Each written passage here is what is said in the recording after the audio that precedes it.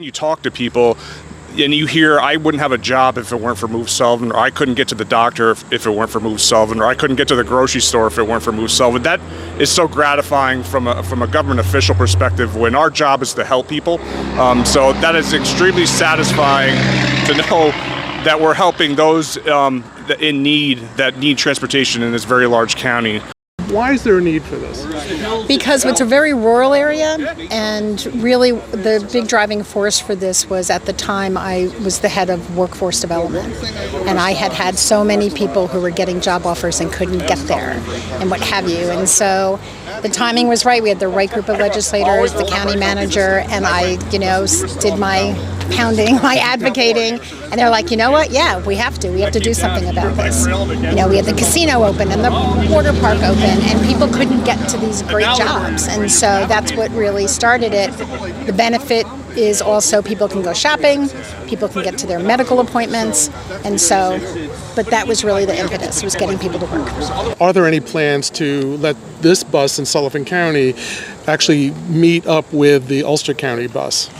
So one of the things that we're working on right now is Garnet Health was able to receive a planning grant that both Nick Fallone from Rolling V and I are part of that group. And we are going to work on creating a plan for medical transportation. One of the big things that Garnet found is that people don't do their follow-up appointments, and the number one reason is the lack of transportation. Move Sullivan can help with some of that, but certainly not all of it, being a fixed route.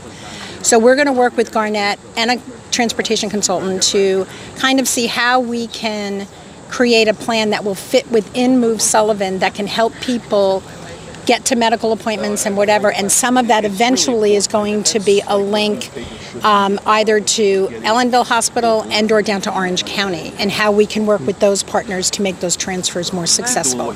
So that's the plan in the coming few years, to work on that. Whenever we do an expansion, there's always some early growing pains, right? We do our best effort with our partners at Rolling V, and then there's always input from the people that ride it or would like to ride it. And so I always encourage people to give us a call and give us their ideas, because a lot of times, unless you're using the service, there are things that we don't think of because we're not using it. And so we always appreciate people calling and letting us know their thoughts and ideas on how we can make everything better.